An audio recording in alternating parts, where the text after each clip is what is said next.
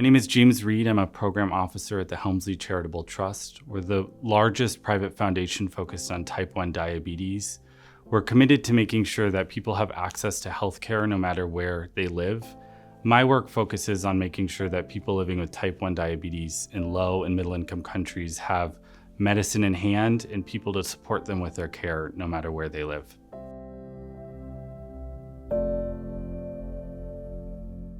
For us, the Access to Medicines Foundation has been really crucial in understanding what needs to change in the insulin space and diabetes care overall. Insulin was invented over 100 years ago.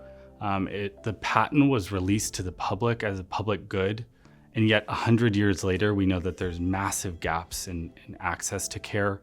People in low and middle income countries face almost a 50-year gap in life expectancy but compared to those in high income countries. And for us, that's really unacceptable. But at the same time, we know that the reasons for that are deeply entrenched. It's difficult to understand which actors need to do what to change that dynamic. So the Access to Medicines Foundation Index, reports on insulin access, and convenings with our partners have been really crucial in understanding where are partners, particularly the private sector, doing really successful things that are impacting people, and where could they be doing more? And I think most importantly, where can other stakeholders in the global health space make sure that those private sector partners are empowered and others are taking up their share of the effort so that we can really fix this unacceptable status quo.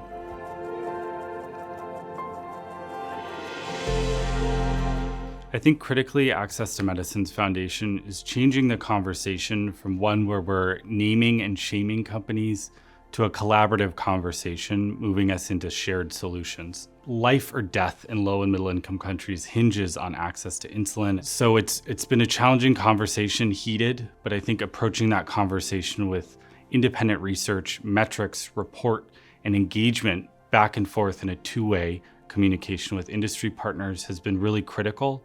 At the same time, empowering the wider community to engage that conversation so that they can approach it with collaborative solutions has been really important.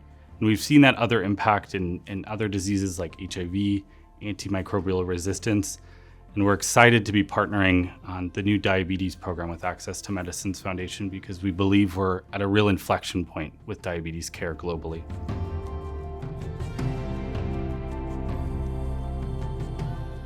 I think working together to ensure access to diabetes care, insulin, and other essential products in low and middle income countries really comes down to making sure that we bring everybody around the table to have a conversation. We know that some of the onus to creating shared solutions sits with funders like the Helmsley Charitable Trust. Some of it sits with private sector partners.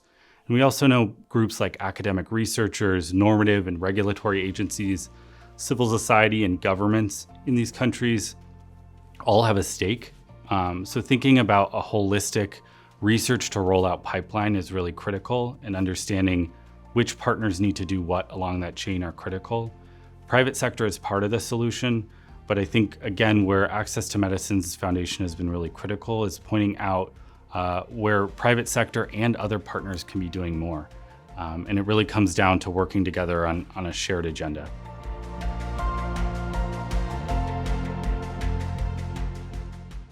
The major call to action that I think we're trying to achieve alongside Access to Medicines Foundation is to say that the status quo cannot persist. We're at a real inflection point with the diabetes movement. Efforts like the WHO Global Diabetes Compact are setting new targets and new ambitions for what we can achieve together. There's growing convergence of partners, and increasingly we're creating a shared agenda together.